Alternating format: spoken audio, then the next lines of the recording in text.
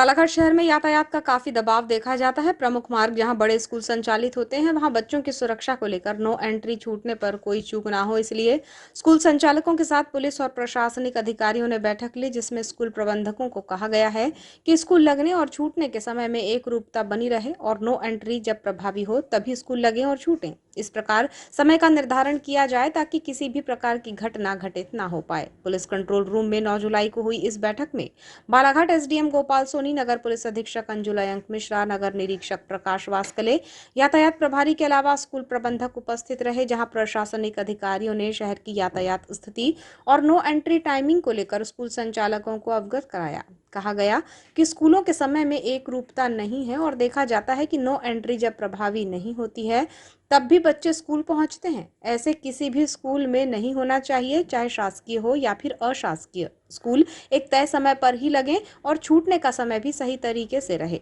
अधिकारियों ने कहा कि नो एंट्री छूटने पर वाहनों की कतारें लग जाती हैं और कई स्थानों पर ट्रैफिक जाम की स्थिति भी बन जाती है। ऐसे में बच्चे स्कूल से निकलकर घर जाने के लिए सड़कों पर होते हैं, जो उनकी सुरक्षा के लिहाज से ठीक नहीं है। अगर स्कूल लगने का समय नो एंट्री के बीच हो और ऐसे समय स्कूल छूटे कि नो एंट्री प्रभावी हो, तो फिर सुरक्षा के उपाय उचित तरह से हो सकेंगे। वो गाड़ियों का हम नहीं रोक पा रहे, इसके थ्रू जो ट्रैफिक का टाइम है, जो उस समय आपकी स्कूल को टाइम एडजस्ट करना पड़ेगा। 3 में आते हैं, क्योंकि सुबह के मॉर्निंग्स के स्कूल तो उसी समय छूटते हैं। तो इसमें एक तो आपके स्कूल का आगे और भी कुछ स्कूलों। बालाघाट एसडीएम गोपाल सोनी ने बताया कि इन बातों को लेकर स्कूल प्रबंधकों को अवगत करा दिया गया है। साथ ही सड़कों पर स्पीड से दौड़ने वाले स्कूली वाहनों को लेकर भी सख्ती बरती जाएगी, जिसमें स्कूल संचालकों से कहा गया है कि अनिवार्य तौर पर स्कूल बसों और चौपहिया वाहनों में स्पीड गवर्नर लगा हो। यही नहीं बल्कि स्कूली वाहनों का फिटनेस भी हो और किसी भी प्रकार की तकनीकी खराबी वाहन में ना हो। इस तरह से स्कूल वाहन का संचालन किया जाए।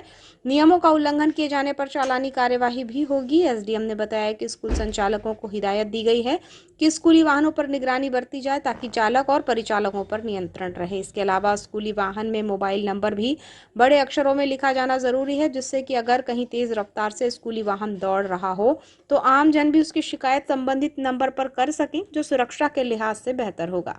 आज निजी स्कूलों के जो संचालक हैं उनके साथ 2-3 मुद्दों को लेकर हम लोगों ने बातचीत की है।